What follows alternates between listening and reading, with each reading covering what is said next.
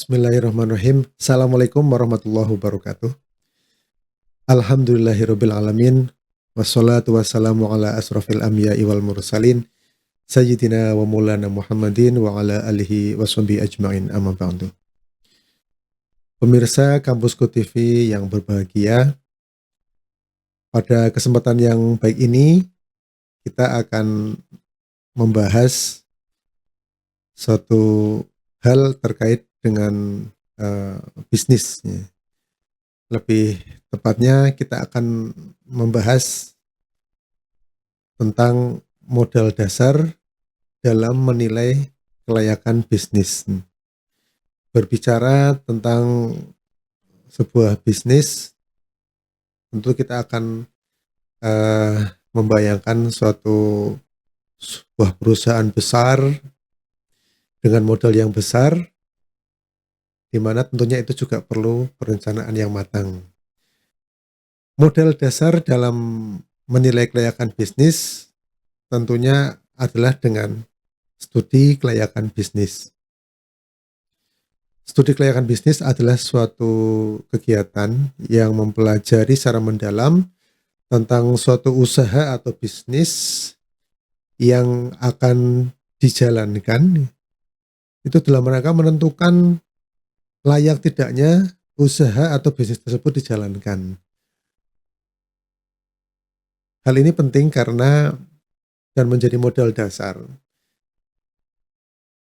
suatu bisnis yang sudah berkembang dan bertahan puluhan tahun di suatu daerah itu tidak serta-merta dapat kita adopsi kemudian kita terapkan di daerah lain.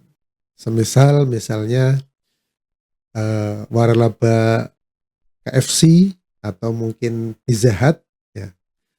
Di kota-kota besar kita akan dengan mudah menemui gerainya. Bahkan di mal-mal yang tersebar di kota tersebut juga dengan mudah akan kita dapatkan. Namun ketika kita ke daerah untuk mendapatkan gerai-gerai KFC maupun Pizza Hut, tentu kita akan kesulitan. Kenapa hal ini sampai terjadi?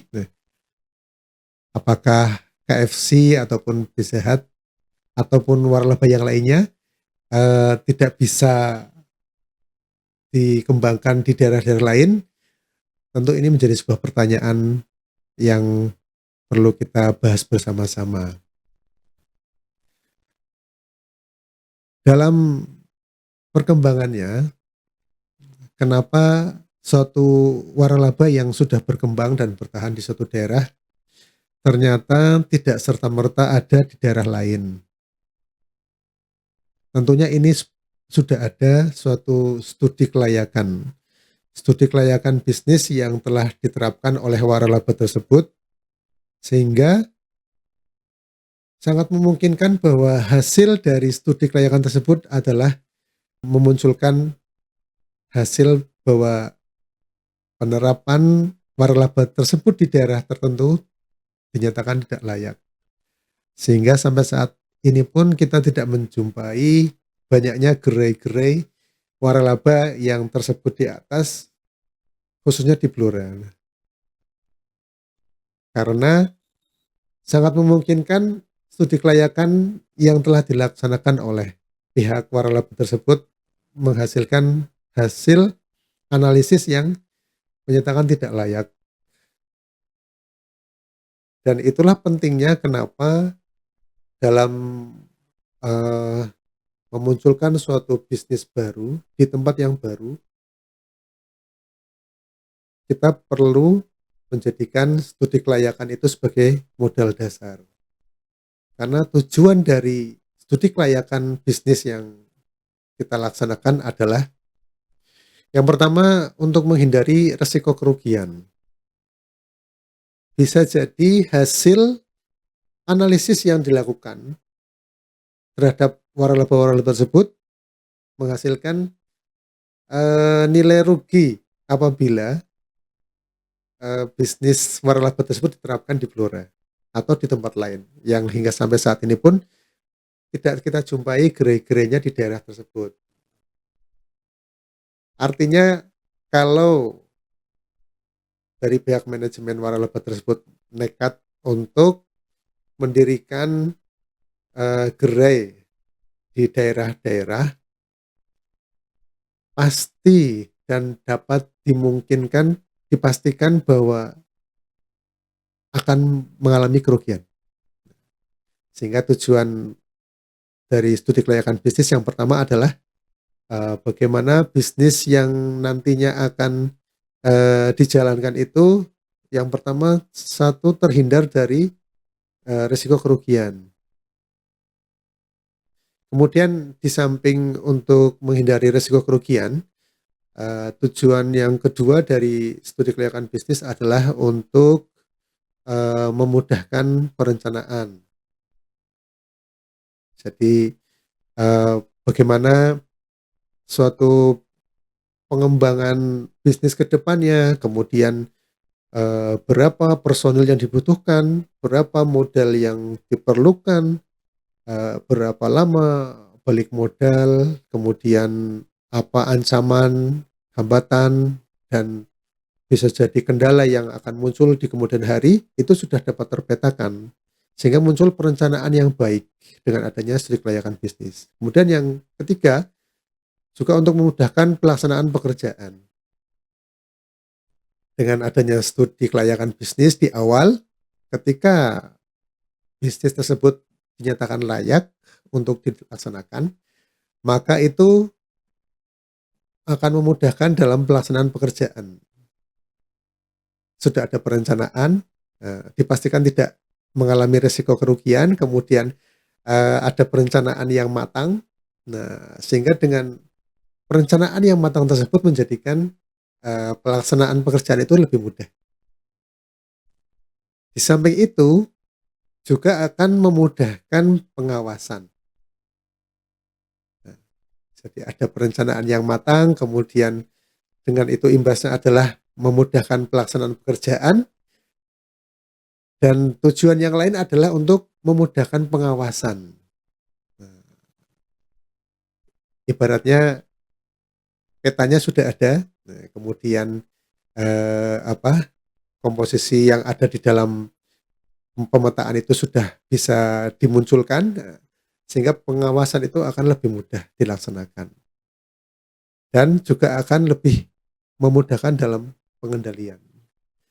Sebagai tujuan yang kelima, yaitu memudahkan pengendalian pelaksanaan bisnis tadi. Jadi dalam setiap memunculkan, bisnis baru di suatu daerah, maka modal dasar yang harus dimiliki, modal dasar yang harus ditekankan adalah perlu diadakan studi kelayakan bisnis.